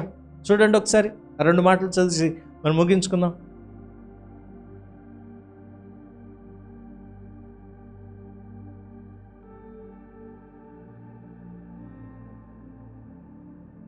యెషయా గ్రంథం 56వ అధ్యాయము 7వ వచనం.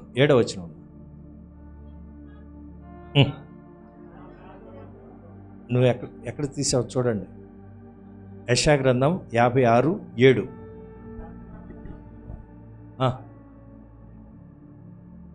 నా ప్రార్థనా మందిరములో వారిని అంటే ఏంటి? దేవాలయానికి వచ్చినప్పుడు నువ్వు ఆనందిస్తావు, దేవుని మాటలు విని నీ హృదయం ఉప్పొంగిద్ది, సంతోషంతో నింపబడిద్ది. అంతేగాని ఇంకా దుఃఖంతో ఉండవు నువ్వు. అనేక సార్లు నేను చెప్తాను, అమ్మ మీరు వచ్చినట్లుగానే, అయ్యా మీరు వచ్చినట్లుగానే మరలా తిరిగి వెళ్ళరు. దేవుని ఆశీర్వాదాన్ని మీరు మోసుకుని వెళతారు. చాలామంది మరలా దుఃఖంతోనే వెళ్ళిపోతారు, విచారంతోనే వెళ్ళిపోతారు. అయ్యో మా బాధలు ఎప్పుడు తీరుతాయో. నా మందిరములో ఆయన అంటున్నాడు, నా ప్రార్థనా మందిరములో వారిని ఆనందింపచేసేదను, నా బలిపీఠం మీద వారు అర్పించు దహన బలులను నాకు అంగీకారములగును. నా మందిరము సమస్త అన్యజనులకు ప్రార్థనా మందిరమనబడును. ఈ రోజున ఆయన మందిరం ప్రార్థనా మందిరం, అన్యజనులకు కూడా ప్రార్థనా మందిరం. మేము సూపర్ సీనియర్లమండి అని చెప్పుకోవటానికి కాదు, ముదిరిపోయామండి అని చెప్పుకోవటానికి కాదు, దేవుని సన్నిధికి వచ్చేది మనం. ఒక అమ్మ అంటుంది, నేను సాక్ష్యం చెప్తుంటే నవ్వుతున్నారండి. దేనికి నవ్వుతారు? వాళ్ళకి దేవుని వాక్యం తెలియదు కాబట్టి నవ్వుతున్నారు. నువ్వు దేనికి బాధపడతావు? నువ్వు దేనికి ఆవేశపడతావు? నువ్వు దేనికి ఆయాసపడతావు? నీ జీవితంలో జరిగింది నువ్వు చెప్తున్నావు. దేవునికి మహిమ, అంతే. దేవునికి స్తోత్రం. నీ హృదయాన్ని దేవుడు సంతోషపరుస్తాడు. నీ హృదయాన్ని ఆనందంతో నింపుతాడు. ఆయన నిన్ను దీవిస్తాడు. కాదు కాదు కాదు ఏవేవో చెప్పేసి ఏదేదో చేసేస్తే సహజంగా నవ్వుతారు. ఇంత సీనియర్, సూపర్ సీనియరు, సాక్ష్యం కూడా చెప్పడం రాదు అని నవ్వుతారు. ఎక్కిలి వేషాలు వేస్తారు. నువ్వు చెప్పేది పరిశుద్ధమైన మాటలైతే, నీ జీవితంలో దేవుడు చేసిన కార్యాలైతే వాళ్ళు హృదయంలో సంతోషిస్తారు, ఆనందిస్తారు, దేవుని మహిమపరుస్తారు.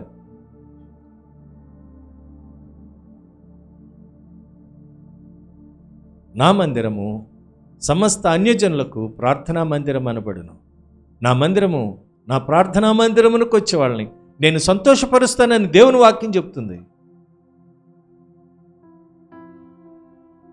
వారిని నేను ఆనందింపచేస్తాను. నా సన్నిధిలో ఉంటే చాలు.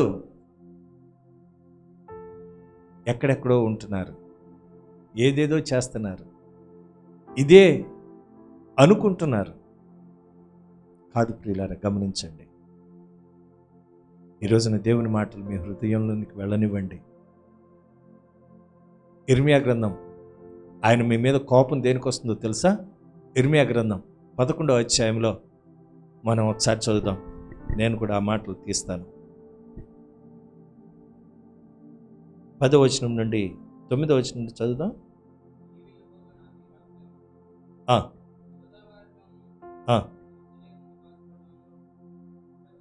7వ అధ్యాయమేనా? 7వ అధ్యాయము 8వ వచనం నుండి చదువుదాం. ఇదిగో, ఏమండి, ఇర్మియా 7:8 ఇదిగో అబద్ధపు మాటలను మీరు నమ్ముకొనుచున్నారు, అవి మీకు నిష్ప్రయోజనములు. ఇదేమి, మీరు జారచోర క్రియలను నరహత్యలను చేయుచు, అబద్ధ సాక్ష్యము పలుకుచు, బయలునకు ధూపము వేయుచు, మీరెరుగని దేవతలను అనుసరించుచున్నారే. అయినను నా నామము పెట్టబడిన ఈ మందిరములోనికి వచ్చి నా సన్నిధిని నిలుచుచు విడుదల నొంది ఉన్నామని మీరు చెప్పుదురు. దేవుని వాక్యం ఏం చెప్తుంది? అబద్ధ సాక్ష్యం పలుకుతున్నారంట. 7వ వచనం కూడా చదవండి. ఇదిగో ఈ స్థలమున తమకు నిత్యముగా నుండుటకై పూర్వకాలమున నేను మీ పితరులకు ఇచ్చిన దేశమును మిమ్మును కాపురముంచుదును. ఇదిగో అబద్ధపు మాటలను, ఏం మాట్లాడుతున్నారు? దేవాలయంలో అబద్ధపు మాటలు మాట్లాడుతున్నారు. అననీయ సప్పేరాలు అబద్ధమాడి సంఘంలోనే చచ్చిపోయారు. ఈ రోజున ఆయన కృప కలిగిన దేవుడు కాబట్టి, దయగలిగిన దేవుడు కాబట్టి ఎన్ని అబద్ధాలు ఆడుతూ ఉన్నా, ఎన్ని టక్కర్ మాటలు చెప్తున్నా, ఎన్ని జిమ్ముక్కులు ఆడుతూ ఉన్నా ఆయన క్షమిస్తున్నాడు. ఆత్మీయంగా మీరు చచ్చిన స్థితిలో ఉన్నారు, శారీరకంగా బ్రతికే ఉన్నారు. ఇదేంటండి పాస్టర్ గారు, 150 రూపాయలు మోసం తెప్పించాడు మా ఆయన, చచ్చినాడు అంటారేంటి అంటే నేనేం చెప్పలేను. ఈరోజు ఆదివారం కదండి. మోసం తినేవాళ్ళు మోసం తింటారు, చేపలు తినేవాళ్ళు చేపలు తింటారు, పీతలు తినేవాళ్ళు పీతలు తింటారు, వాళ్ళకి ఇష్టమైంది ఏదో తింటారు. చచ్చిపోయానంటారేంటి అంటే మీరు అబద్ధాల వలన మీరు చచ్చిన వారిగా ఉన్నారు. దేవుని వాక్యం చెప్తుంది, ఇదిగో అబద్ధ మాటలను మీరు నమ్ముకుతున్నారు, అవి మీకు నిష్ప్రయోజనములు. అబద్ధాలు నమ్ముతున్నారు. నేను నమ్మాను, మోసపోయాను. చాలా ఇక్కట్లు వచ్చినాయి, చాలా వేదనలు వచ్చినాయి, కొన్నిసార్లు దుఃఖము, ఒక్కొక్కసారి దావీదు చెప్పినట్లుగా నా పడక నా కన్నీరు వలన కొట్టుకుపోతుంది అన్నట్లుగా అనేక సార్లు దిండు తలిసిపోయిన దినాలు కూడా ఉన్నాయి. కానీ దేవుడు మమ్మల్ని విడిచిపెట్టలేదు. అవి నిష్ప్రయోజనం అంటున్నాడు. అంటూ మీరు ఇదేమి మీరు జార చోర క్రియలను నరహత్యలను చేయొచ్చు. జార చోర క్రియలు అంటే జారత్వం చేస్తారు, దొంగతనాలు చేస్తారు. ఇవి చేసి దేవుని సన్నిధికి వస్తున్నారు. ఆయన దేవుడు క్షమిస్తున్నాడు, అయినా మీరు మార్పు చెందట్లేదు. మీరు జార చోర క్రియలు చేస్తూ నరహత్యలు చేయొచ్చు, అబద్ధ సాక్ష్యము పలుకుచు, బయలునకు ధూపం వేయచ్చు, మీరెరుగని దేవతలను అనుసరించుచున్నారే. మీరేం చేయాలో మీకు చెప్తూ ఉన్నా కూడా అనుసరించడం లేదు. మీ ఇష్టానుసారం మీరు ఎరుగని దేవతలను కూడా పూజిస్తున్నారు. ఆమేన్, హల్లెలూయా. చాలా విచిత్రం కదా. సూర్యుని చూసినా నమస్కారం చేస్తాం, చంద్రుని చూసినా నమస్కారం చేస్తాం, చెట్టు పుట్ట చూసినా నమస్కారం చేస్తాం. మన భారతీయ సంప్రదాయం అది. వాటిని కలుగు చేసిన దేవుణ్ణి మర్చిపోతున్నాం. చాలా విచిత్రం. అందుకనే ఇర్మియా ప్రవక్త మనల్ని హెచ్చరిస్తున్నాడు.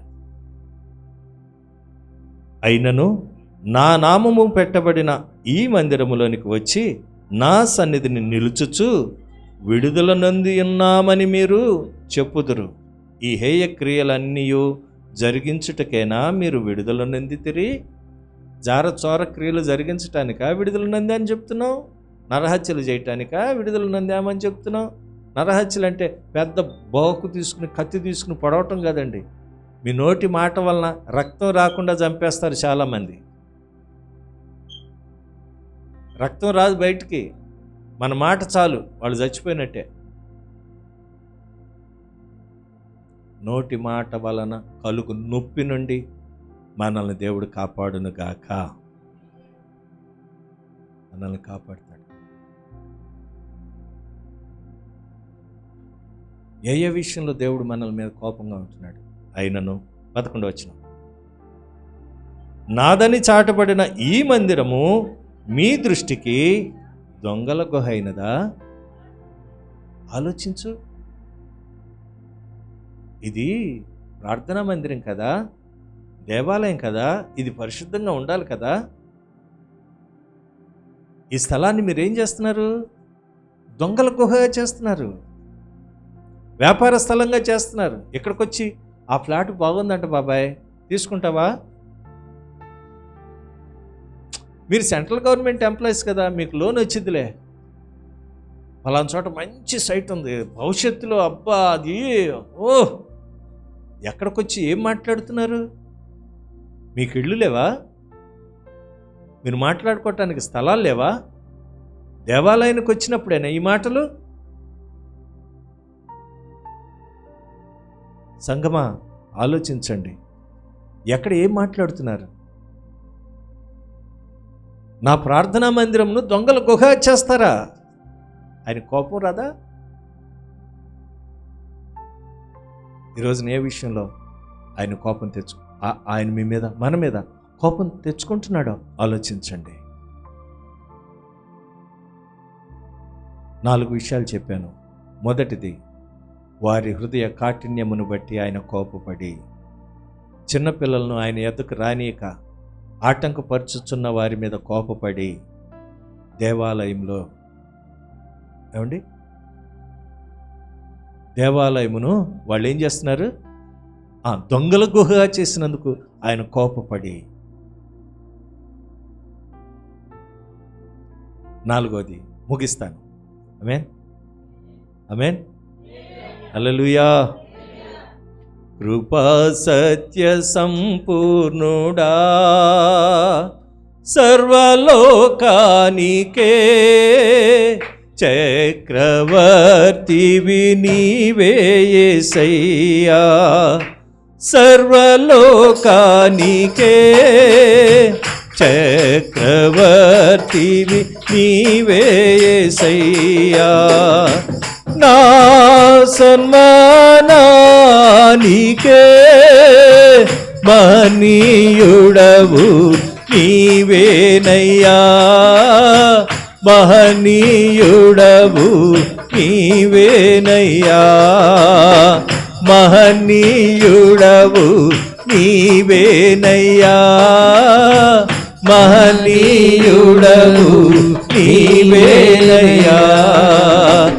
ఎర్ర సముద్రము నీ ఆజ్ఞ మేరకు రహదారిగా మారగా, ఎర్ర సముద్రము నీ ఆజ్ఞ మేరకు రహదారిగా మారగా, దాటివే నీ జనులు బహుక్షేమముగా,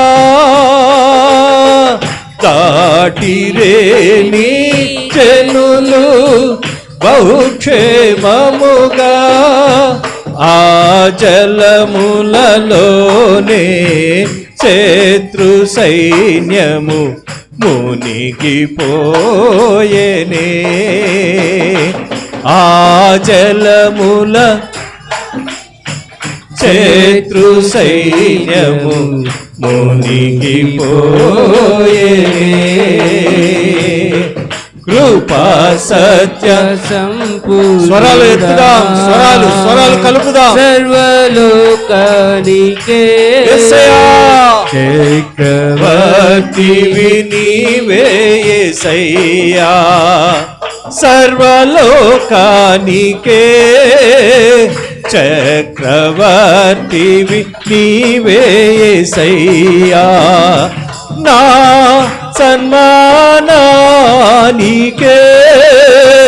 మహనీయుడవు నీవేనయ్యా, మహనీయుడవు నీవేనయ్యా, మహనీయుడవు నీవేనయ్యా, మహనీయుడవు నీవేనయ్యా. నా సన్మానానికే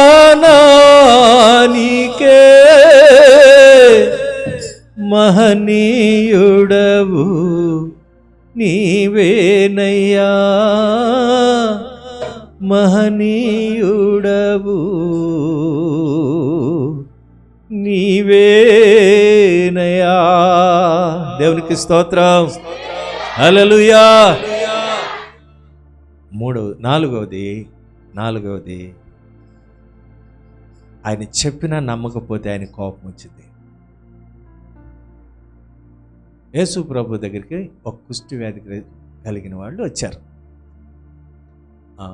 చూడండి, మార్కు సువార్త 1వ అధ్యాయము 41వ వచనం.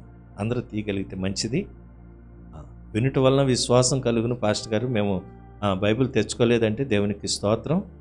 అప్పుడప్పుడు దేవుని వాక్యం కూడా చదివితే మంచిది, మీ జీవితాలకు ఆశీర్వాదం. 40వ వచనం, 1వ అధ్యాయము 40వ వచనం.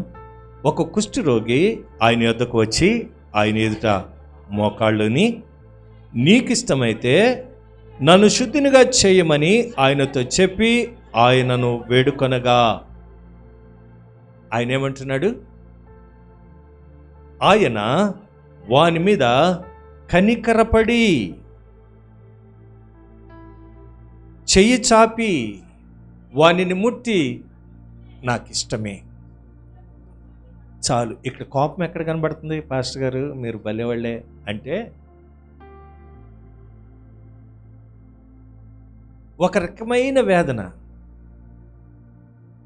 ఇప్పుడు ప్రధానమంత్రి గారి దగ్గరికి వెళ్ళి, అబ్బాయి నాకు ఒక 100 రూపాయలు అప్పు ఇవ్వమంటే ఎలా ఉంటుంది? ప్రధానమంత్రి ఆయన. అర్థమవుతుందండి నా మాటలు? 100 రూపాయలు అప్పుకి ఆయన దగ్గరికి వెళ్ళాలా? నీకు ఇష్టమైతే, ఆయన సర్వశక్తి కలిగిన దేవుడు, భూమి ఆకాశములు కలిగి చేసినవాడు, ఆది అంతమైన వాడు, ఆది సంభూతుడు, సర్వశక్తి కలిగిన దేవుడు, ఆకాశ మహాకాశములో పట్టజాలంత విస్తారమైన మహిమతో నింపబడిన ఆ దేవాతి దేవుడు నరుడిగా ఈ భూమి మీదకి వచ్చి నిన్ను నన్ను బాగు చేయటానికి వస్తే, నీ దరిద్రతను నా దరిద్రతను తీసివేయటానికి వస్తే, ఆయన దగ్గరికి వెళ్ళి నీకిష్టమైతే అని అడుగుతున్నాడు. దేవుని వాక్యం చెప్తుంది, దేవుడు లోకమును ఎంతో ప్రేమించెను కాగా తన అద్వితీయ కుమారుని యందు విశ్వాసం ఉంచినవాడు. ఏం చెప్తుంది దేవుని మాట? మనకు కదా చదువుతాము, పక్కన పడేస్తాం. నాకు రోగం వచ్చింది, అయ్యా నీకు ఇష్టమైతే అంటామా? దేవా నన్ను స్వస్థపరిచి అంటామా? ఈ కుష్టి వ్యాధికి కలిగిన వాడు మోకాళ్ళుని ప్రాధేయపడుతూ, అయ్యా నీకు ఇష్టమైతే నన్ను శుద్ధుడిగా చెయ్యి. వాని మీద కనికరపడి జాలిపడి వానిని ముట్టి ఏమన్నాడు? నాకు ఇష్టం లేదురా బాబు, 7 వారాలు రా అన్నాడా? ఒరే బాబు 7 వారాలు నువ్వు శుక్రవారాలు రా, మంగళవారాలు రా, బుధవారాలు రా, 7 ఆదివారాలు రారా నీకు అన్నాడా? కీర్తన గ్రంథం 34వ అధ్యాయము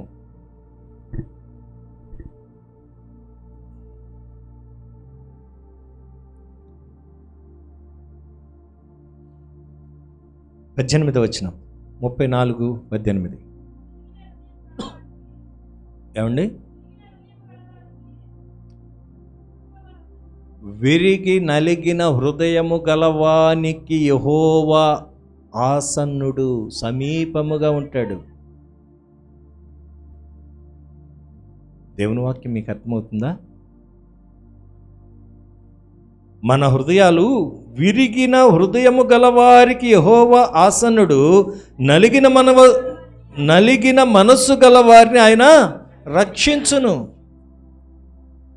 నలగకుండా విరగకుండా దేవుడు నాకు మేలు చేయాలంటే దేవుడు దూరంగానే ఉంటాడు. గర్విష్ఠులు, సుఖానుభవం కోరుకున్నవారు, దేవుని కంటే సుఖానుభవం కోరుకునేవారు. నా మాటలు ముగించడానికి ఇష్టపడుతున్నాను. ఈ కుష్టి వ్యాధిగ్రస్తుడు విరిగిపోయాడు, నలిగిపోయాడు. దేవుడు ఆయన దగ్గరికి వెళ్ళి ఆయన మీద కనికరపడి వాడిని ముట్టి, నాకిష్టమే, ఆమేన్, హల్లెలూయా, నాకిష్టమే, నిన్ను బాగు చేయటం నాకు ఇష్టమే, నిన్ను ఆశీర్వదించడం నాకు ఇష్టమే, నీకు స్వస్థత ఇవ్వటం నాకు ఇష్టమే, నిన్ను అభివృద్ధి పరచడం నాకు ఇష్టమే, నీవు వృద్ధి పొందడం నాకు ఇష్టమే, నీకు వివాహం అవటం నాకు ఇష్టమే, ఉద్యోగం చేయటం నాకు ఇష్టమే, నీవు ఇంకా ఉన్నతమైన ఈవులతో నింపబట్టు నాకు ఇష్టమే.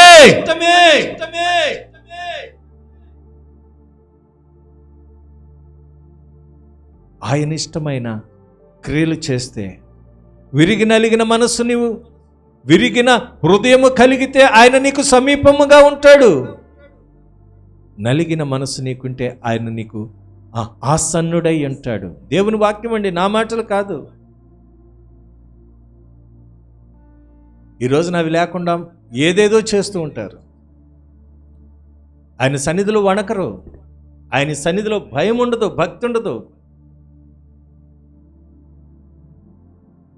ఇష్టానుసారంగా జీవిస్తారు. ఆయన కోపం రాదా? ఆ కుష్టివాడు వచ్చి మోకరించి ప్రాధేయపడుతూ, అయ్యా నీకు ఇష్టమైతే అంటున్నాడు. అన్యులు అడుగుతారు, అయ్యా మేము ఇప్పటి వరకు ఎన్నో దేవుళ్ళ దగ్గరికి వెళ్ళాం, ఎన్నో దేవతల దగ్గరికి వెళ్ళాం, ఎన్నో బలులు అర్పించాం, ఎన్నో కోళ్ళు అర్పించాం, ఎన్నో టెంకాయలు కొట్టాం, వంకాయలు ఏదేదో చేసామయ్యా. ఇప్పుడు మీ దేవుడి దగ్గరికి వస్తే నన్ను బాగు చేస్తాడా? యేసు ప్రభు దగ్గరికి వస్తే నన్ను అంగీకరిస్తాడా? ఒక అమ్మ ఏఎన్ఎం అంటారు కదండి, అంటే నర్సు ట్రైనింగ్ పొందిన ఆవిడ, పల్లెటూరులో 30 రూపాయలు ఇస్తే కొంపల్లో చిచ్చులు పెట్టేవాళ్ళు ఉంటారు. తెలుసా మీకు? తెలుసండి? 30 రూపాయలకి కొంపల్లో చిచ్చులు పెట్టేవాళ్ళు ఉంటారు. అంటే ఆడపిల్ల అని తెలిస్తే ఆ గర్భం పోగొట్టడానికి మందులు ఇచ్చేది ఆవిడ పాపం. అలాగే ఎన్నో కుటుంబాలు, ఎన్నో జీవితాలను నాశనం చేసింది. ఒకరోజు ఒక దైవజనుడు దేవుని మాటలు ప్రకటించి ఆ ఊర్లో ఒక మీటింగ్ పెడితే ఆ మీటింగ్లో ఒక దైవజనుడు ప్రసంగం చేస్తే ఆ ప్రసంగానికి ఆకర్షితురాలై ఆ రాత్రికాల సమయంలో ఆ దైవజనుడిని కలుసుకుని, అయ్యా, నేను ఇప్పటి వరకు ఎన్ని కుటుంబాలను కూల్చానో నాకే లెక్క తెలియదు, ఎన్ని జీవితాలు, ఎన్ని గర్భస్రావాలు చేశానో నాకే తెలియదు. ఒక చిన్న ట్యాబ్లెట్ ఇస్తే గర్భం పోయేదంట, 30 రూపాయలు, చాలా సంవత్సరాల క్రితం.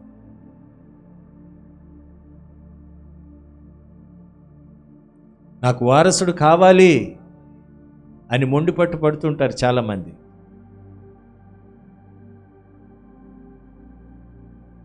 దేవుడు నన్ను క్షమిస్తాడా? నాకు ఈ దేవుడు కావాలయ్యా, ఇంత మంచి దేవుడు నేను ఇప్పటి వరకు ఎరగలేదు. మా ఊర్లో చర్చ్ ఉంది కానీ నేను ఎప్పుడు వెళ్ళలా. నా తప్పులు చూపించే దేవుడు నాకు దేనికి? నన్ను ప్రేమించే దేవుడు నాకు కావాలి. సాయంకాల సమయంలో నీ మాటలు విన్నాను. యేసు ప్రభు యొక్క ప్రేమను నువ్వు ప్రకటిస్తుంటే నేను తట్టుకోలేకపోయాను. నా పాపములన్నీ కూడా నన్ను నిలవనివ్వలేదయ్యా. ఇదిగో ఆయన దగ్గరికి నేను వస్తాను, నా పాపములు క్షమిస్తాడా? ఆ దైవజనుడు చెప్పిన మాట, అమ్మా, ఎంత ఘోర పాపినైనా క్షమించే దేవుడు నా దేవుడు.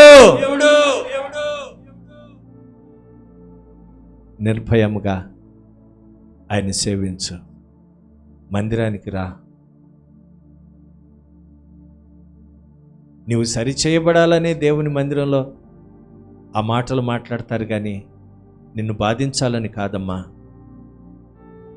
తప్పు ఒప్పుకున్నావు, క్షమించబడ్డావు, మరి ఇంకెప్పుడు అటువంటి పాపం చేయమాక. మరి ఇంకెప్పుడు 30 రూపాయలకి 20 రూపాయలకి గర్భస్రావాలు చేయమాక. పనికి మళ్ళీ మందులు ఇచ్చి గర్భాలను పోగొట్టమాక. ప్రేమించు, దేవుణ్ణి ప్రేమించు, సేవకుని ప్రేమించు, మందిరానికి కట్టుబడు, పరిశుద్ధ స్థలమని గౌరవించు. ఆ దైవజనుడు చెప్తే ఆ పెద్దామె దేవుని సన్నిధిలో ఒదిగి ఎదిగి సువార్త ప్రకటించి కొన్ని వందల ఆత్మలను దేవుని సన్నిధికి నడిపించింది. దేవునికి స్తోత్రం. హల్లెలూయా, హల్లెలూయా. ఈరోజున మనం ఎలా ఉన్నాం? మన హృదయాలు కఠినంగా ఉన్నాయా? చిన్నపిల్లలను ఆటంకపరిచేవిగా ఉన్నాయా? దేవుని మందిరాన్ని వ్యాపార స్థలంగా చేస్తున్నామా? నీకు ఇష్టమైతేనే అన్నట్లుగా మనం ప్రవర్తిస్తున్నామా? మనం యేసుక్రీస్తు వారి యొక్క స్వరక్తము చేత కొనబడిన వారం, విమోచించబడిన వారం, విడుదల పొందిన వారం. మనము ధైర్యముగా ఆయన కృపా సింహాసనాన్ని సమీపించగలిగిన వారం. దేవునికి స్తోత్రం. దయచేసి లేచి నిలబడదాం. ఈ సమయంలో దశమ భాగాలు, ప్రథమ ఫలాలు, కృతజ్ఞతార్పణలు, మ్రొక్కుబళ్ళు ప్రభువుకు అర్పించుకుందాం. మరొకసారి announcements.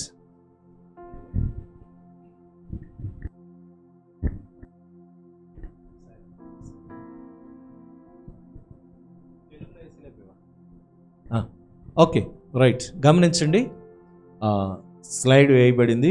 Grand Christmas 2021 greater Visakha December 12. Gurajada Kalakshetram విశాఖపట్నంలో గ్రాండ్ క్రిస్మస్ జరగబోతుంది. దాని కొరకు మీరు ప్రార్థన చేయండి. మంగళవారం స్త్రీల సమాజం ఉండదు, గమనించండి. బుధవారం ఎవరైనా ప్రార్థన పెట్టించుకుంటే నేను మీకు ఇంటిమేషన్ ఇస్తాను, ప్రార్థనాపూర్వకంగా రండి. అలాగే శుక్రవారం ఉపవాస ప్రార్థన ఇక్కడే ఉదయం 11 గంటల నుంచి 2 గంటల వరకు. బ్యాంక్ కాలనీలో 6:30 గంటల నుంచి 8:30 గంటల వరకు బ్యాంక్ కాలనీలో. ఆదివారం యథాప్రకారం ఉదయం ఎన్ని గంటలకు ఆరాధన? ఎవరు మాట్లాడలేదంటే అమ్మా గట్టిగా చెప్పొచ్చుగా, ఎవరిని ఏమన్నా అంటారా? ఉదయం 9 గంటల నుంచి 11:30 గంటల వరకు ఆరాధన జరిగిద్ది. దయచేసి ఈ విషయాలు గమనించండి, దేవుని సన్నిధిని ప్రేమించండి. ఈ సమయంలో చక్కని పాట పాడుతూ ఉండగా కానుకలు, అర్పణలు, దశంభాగాలు, ప్రథమ ఫలాలు, కృతజ్ఞత అర్పణలు అర్పించుకుందాం. హల్లెలూయా. దేవునికి మహిమ కలుగును గాక. నేను వెళ్ళు మార్గము నా యేసుకే తెలియన్న పాట పాడుకుని దేవాతి దేవుని మహిమపడతాం. నేను వెళ్ళే మార్గము నా యేసుకే తెలియును. నేను వెళ్ళే మార్గము నా యేసుకే తెలియును. శోధింపబడిన మీదట నేను సువర్ణమై మారెదను. శోధింపబడిన మీదట నేను సువర్ణమై మారెదను. నేను వెళ్ళే మార్గము నా యేసుకే తెలియును. నేను వెళ్ళే మార్గము నా యేసుకే తెలియును. కడలేని కడలి తీరము ఎడబాయ కడకు బ్రతుకునా. కడలేని కడలి తీరము ఎడబాయ కడకు నా బ్రతుకునా. గురిలేని తీనాన వెరువగా గురి నిలిచేవా నా ప్రభు. గురిలేని తరుణాన వెరువగా నాదరినే నిలిచేవా నా ప్రభు. హల్లెలూయా హల్లెలూయా హల్లెలూయా మే. హల్లెలూయా హల్లెలూయా హల్లెలూయా మే. నేను వెళ్ళే మార్గము నా యేసుకే తెలియును. నేను వెళ్ళే మార్గము నా యేసుకే తెలియును. జలములలో బడినే వెళ్ళినా అవి నా మీద పారవు. జలములలో బడినే వెళ్ళినా అవి నా మీద పారవు. అగ్నిలో నేను నడచిన జ్వాలలు నన్ను కాల్చజాలవు. అగ్నిలో నేను నడచిన జ్వాలలు నన్ను కాల్చజాలవు. హల్లెలూయా హల్లెలూయా హల్లెలూయా మే. హల్లెలూయా హల్లెలూయా హల్లెలూయా మే. నేను వెళ్ళే మార్గము నా యేసుకే తెలియును. నేను వెళ్ళే మార్గము నా యేసుకే తెలియును. విశ్వాసనావ సాగుచు పయనించ సమయాన నా ప్రభు. విశ్వాసనావ సాగుచు పయనించ సమయాన నా ప్రభు. సాతాను సుడిగాలి రేపగా నా ఎదుటే నిలిచవా నా ప్రభు. సాతాను సుడిగాలి రేపగా నా ఎదుటే నిలిచావా నా ప్రభు. హల్లెలూయా హల్లెలూయా హల్లెలూయా మే. హల్లెలూయా హల్లెలూయా హల్లెలూయా మే. హల్లెలూయా హల్లెలూయా హల్లెలూయా మే. నేను వెళ్ళే మార్గము నా యేసుకే తెలియును. నేను వెళ్ళే మార్గము నా యేసుకే తెలియును. శోధింపబ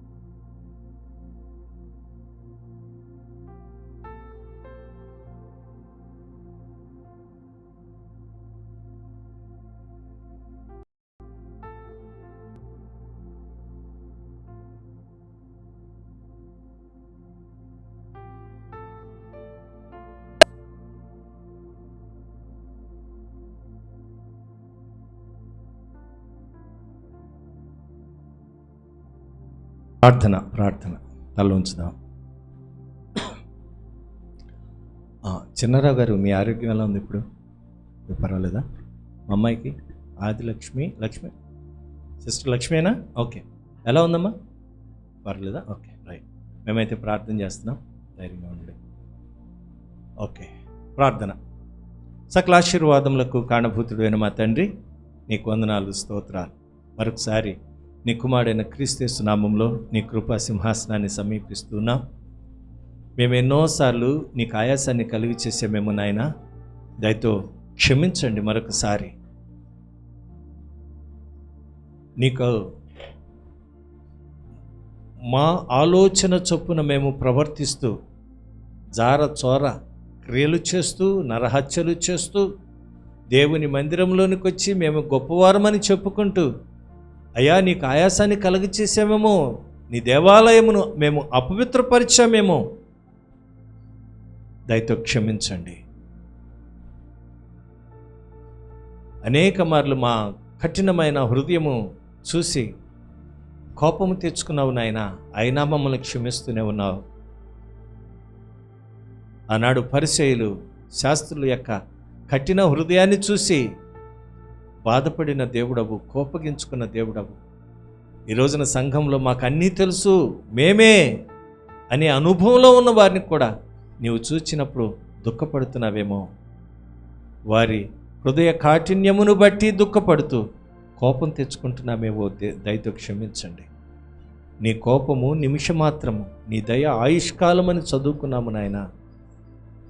నీ వాక్యానుసారమైన జీవితాలు మాకొక్కొక్కరికి మీరు అనుగ్రహించండి.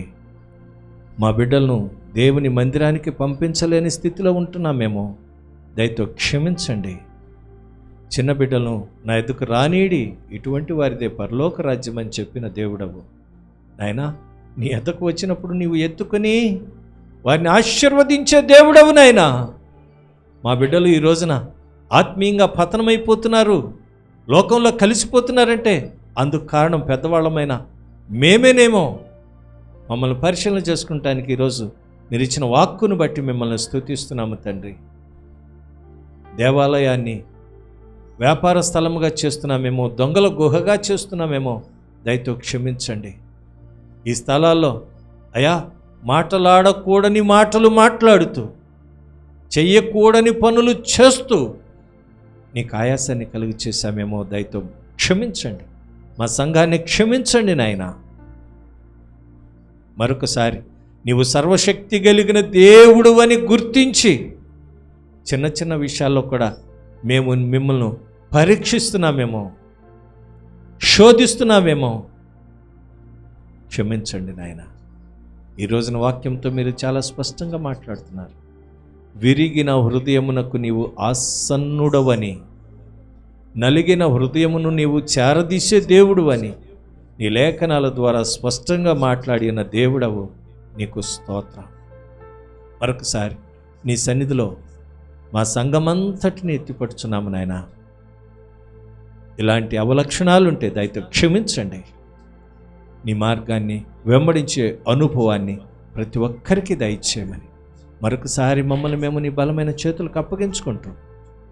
విన్న వాక్యమును మా హృదయంలో పదిలపరుచుకొని భద్రపరుచుకొని అవి 30 60 100 వర్ధిల్లటానికి పరిశుద్ధాత్మదేవా నీవు నీరు కట్టి అభివృద్ధిపరచమని, నీకు మహిమగా మేము ఉండటానికి నీ కృప దయచేయమని సమస్త మహిమ ఘనత ప్రభావములు మీకొక్కరికి ఆరోపిస్తూ నజరేయుడైన యేసుక్రీస్తు నామమున స్తుతించి ప్రార్థించి వేడుకొనుచున్నాను మా పరమ తండ్రి, ఆమేన్. మన తండ్రిన దేవుని ప్రేమయు కుమారుడైన యేసుక్రీస్తు వారి యొక్క కృపయు పరిశుద్ధాత్మక అన్యోన్య సహవాసము సన్నిధి ఇప్పుడు నీ ముందు తల ఉంచిన నీ బిడ్డలకును లోకములోని సకల పరిశుద్ధులకును వాక్యము విని వాక్యానుసారంగా జీవించడానికి ఇష్టపడిన ప్రతి హృదయమునకును ఈ లైవ్ ప్రోగ్రాం చూస్తూ దూరాన సమీపాన ఈ మాటలు వింటూ ఈ వాక్యానుసారంగా జీవించడానికి ఇష్టపడిన ప్రతి హృదయమునకును సదాకాలము తోడయ్యండి, సర్వసత్యములోనికి నడిపించబడును గాక. ఆమేన్. అందరూ చెప్దాం ఆమేన్, ఆమేన్. హల్లెలూయా, హల్లెలూయా, హల్లెలూయా. హిందూ దేశమంతయు ఎప్పుడు యేసుకు సొంతమగుచున్నదో, అంధకారం తొలగి వెలుగొందు కాలము తొందరలో రావలెను. అంధకారం తొలగి వెలుగొందు కాలము తొందరలో రావలెను. జయరాజు యేసు జెండ క్రింద సేవకు వస్తీమి.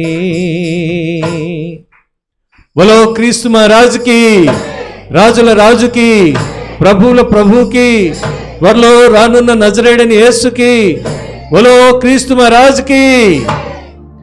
అందరికి వందనాలండి, దైవాశీర్వాదాలు.